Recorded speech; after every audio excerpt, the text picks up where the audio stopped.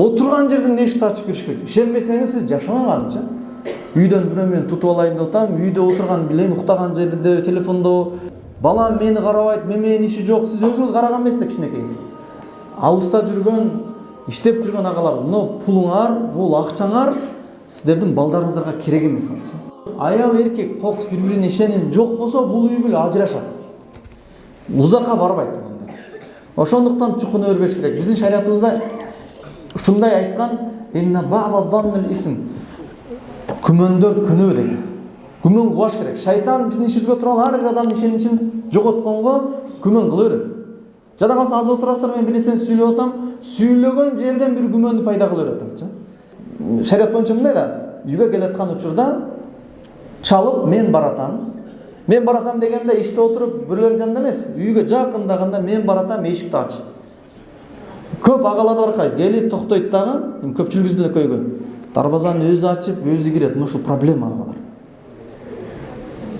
Чалыңыздар, эшикти ачып, мисалы самолет консо, бул Европа самолеттери ошко консо, биздикилер тоса алат го мындай, бияка келгиле депчи. Бул сиз үйүңүзгө келип атпайсызбы? Дарбазаны ачып, жакшынакай кийинип, тосуп, эшикти жаап, сиздин урматыңыз. Сиз өзүңүздү өзүңүз парктабайсыз да, ошол нерсени коесуз. Келип токтоп, анан чачпай кирип, токтогондон кийин телефон, машинада за рулем телефонду чукай албай келесиз да. Токтоп, телефонду чукуп отурсаңыз, кайра сиз өзүңүздүн минусуңузга ачып өчүп атат азыр. Телефондорун удалить этип атат, скрытый жерлерди өчүрүп атат, силер сүйлөп атат. Не кыласыздар кыйнал? Андан көрө ачык, ач дарбазаны, кортеж менен кириңиздер. Ал дагы тоссун, бул жагы тамак, эшикти ачып, эшиктерди кийинип, өздөрү жасанып. Бул шариятыбыз ошол нерсени буйруйт. Түшүр эшикке кирип келиш керек депчи. Отурган жерден эшикти ачып кириш керек. Ишенбесеңиз сиз жашамаганчы. Үйдөн бирөө мен тутуп алайын деп атам, үйдө отурган билем, уктаган жерде телефондо, үйдө ата-энем менен жашаса, ата-энем эмне деп сүйлөп атканын билип калайын. Андай күмөн болсо сиз сразу иштирип коюң. Өзү өмүр кыска да. Мында карадыңыз, точно ишенич жокпу? Сразу эле нары берге апарбай эле, мен көзүм жетпей калды, мен точно ишенбейм деп эле жок кылыш керек анча. Ошого толук ишениңиз дагы жанагындай шарият буйруган илгерки аксакалдарыбыз жакшы эштен келатканда алар машина айдабайт эдем. Ат эшектердин добуш деле билбейт. Анан ат эшекти минип келгенде аялдар эми байлай албайт да. Деп эшиктен жөтөлүп, бутту каккылап тамандарынча өзүн кийгенин билдирген. Ошол убакта эски жолдуктар болсо жаңысын кийип, кийимдерин алмаштырып, жакшынакай кийин ошондон үй бүлө бекемделген. Кичинекей мелочтар бар, шариятыбыз буйруган. Ошону аткарган болсок жашоо бекем кетет. Баланын тарбиясында ата-эненин орду. Бала тарбиялоодо ата дагы, апа дагы өтө жооптуу. Кокус бул нерселерде ата-эне өзү аралашпаса, бул көйгөй. Биз көп айтабыз го. Азыр ата дагы, апа дагы иштейт бир жактан. Балдарды эч ким карабайт. Анан балдарды жанагындай частный мектептерге бересиздер. Эртең менен 8:30-дан 5-ке чейин окуй тургангачы. Неге дегенде сиз иште жүргөндө балдар жүрүш керек. Сиз келгенде келип калыш керек. Келгенден кийин кечке окууда да балам, ма деп тур гаджет бересиздер телефончу. Анан бир үйдүн жарымын оюнчукка толтуруп койгонсуздар. Ошону ойноп турсун, үйгө келип да карабайсыздар. Бирок ошо бала анча-мынча алды чоңойду. Балам мени карабайт, менин иши жок, сиз өзүңүз караган эмес да кичинекейсиз. Аял тууп эле койбосо, эркек киши пулун эле берип койсо, бул. Мына нерсе көйгөй. Бала менен апа кадимкиде сырдаш керек.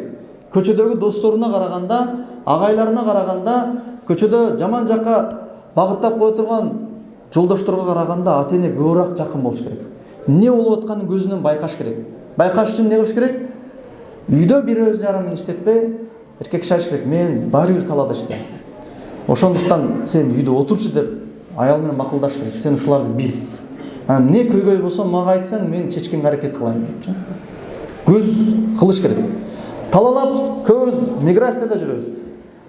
Аял деле кетип калган, эркеги деле кетип калган. Миграцияда жүрүп ажырашып кеткендер бар. Бир окуя бар, ушу менен жыйынтыктайбыз. Бул агабыз жаман жолго түшүп, адамдардын баарын жаман көргөн. Ата-эне себептүү буларчы. Жаман көрүп, мага баары баш кесер болоюн деп, чорный болуп кеткен жеринен Алла Таала ыйман берген.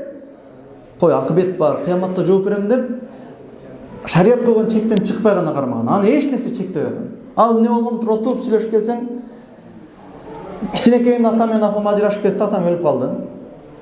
Анан апам биз тагабыздын үйүндө, тайта тагабыздын үйүндө чоңойдук. Талада иштейт, Россияда иштейт. Жылдап жүрөт. Кичинекеймен эс тарткандан баштап энесиз, атасы чоңойду. Апам бар, бирок талада. Bir жылда bir келет.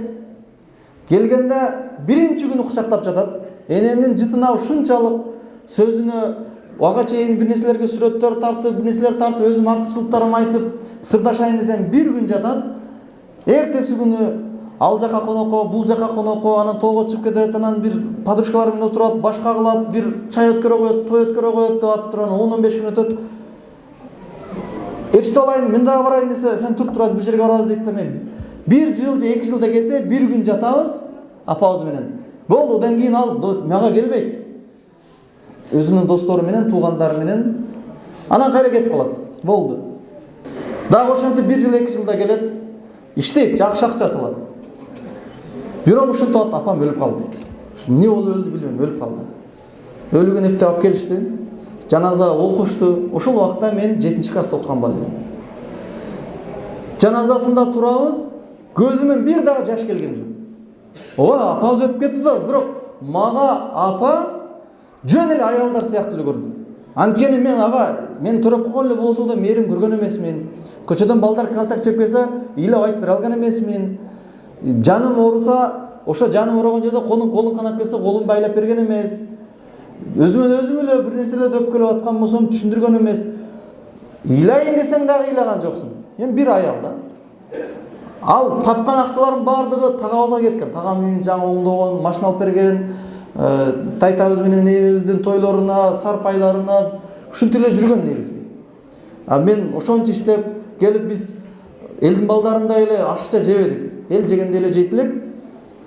Андан кийин жаназа болду, көмүп келди. Үйгө келгенден кийин айтат, мени тагам сарайга алып кирип алды, доңуздай токмоктоду. Ушундай сабады, сен акмак, сен үчүн апаң өлүп калды иштепчи. Сен бир балага окшош көзүңө жаш алып ыйлаган жоксуң.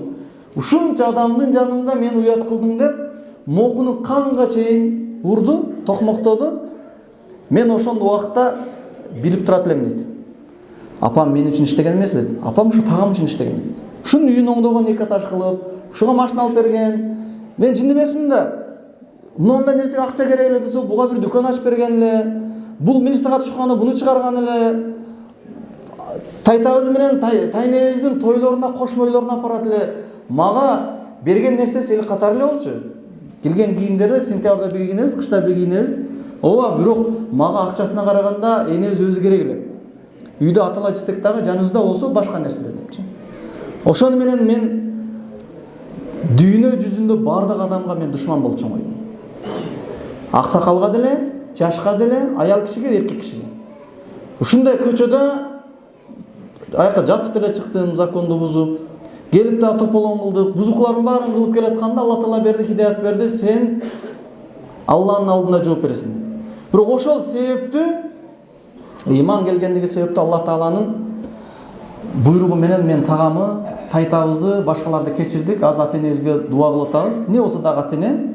Бирок эгерде мага ыйман келбегенде, мен ошолордун өчүн бардык адамдардан алат. Көчө жиндилер каяктан чыгат? Ошо ата-эненин баласын карабагандыктан чыгат. Анткени адам төрөлгөндө эле зек болуп төрөлбөйт. Төрөлгөндө эле бузук болуп төрөлбөйт.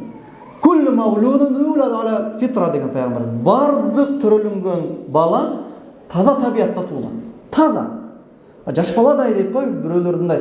Чоң болсо дагы ошону сохранить эткен да. Эликке чыккан, жүрөгүндө кир жок го, тазачы. Бардыгы туулганда таза туулган. Аны ата-энеси яхуд кылат. Христиан кылат. Же отпарас кылат. Ал деген сөз отпарас эмес. Алыста жүргөн, иштеп жүргөн агалар, но пулуңар, бул акчаңар сиздердин балдарыңыздарга керек эмес алчы. Балдарыңыздарга ата-эне өзү керек алчы. Ушуну жанында туруп, Кудайга шүгүр сонун заман жашап атабыз. Ал жакта күнүнө 5000 сомдон тапсаңыздар, бул жакта 1000 сомдон табаңыздар, ачка калбайсыздар. Биздин чоң аталарыбыз жүгөрүнү унга аралаштырып, каранан берип деле чоңойтуп койгонго балдарын бир жакшы эле азыр ошондой жеген нерсесин таппагандар азыр жүрөт эл башкарыпчы. Ошого өтө эле бир болуп кетпесе деле балдарды жанында чоңойтуш керек. Анткени коомду бузукулук кылган, жек көргөн, адамга адамдын ырайымы келбей турган зөөкүр залымдардын бардыгынын зөөкүр болушуна аны биринчи керекте жоопкер болгон ата-энеси себеп болуп калат. Аллах Таала ошондуктан ата-энеге ушул нерсени жүктөгөн. Пайгамбар айткан: "Куллукум мас'улун ан раиятихи". Ар бириңер өзүңөрдүн каласыңардагы нерселерден сураласыңар. Жанагыдагы айткан, бала таза табиятта туулган, анын бузулушу силердин колуңарда депчи.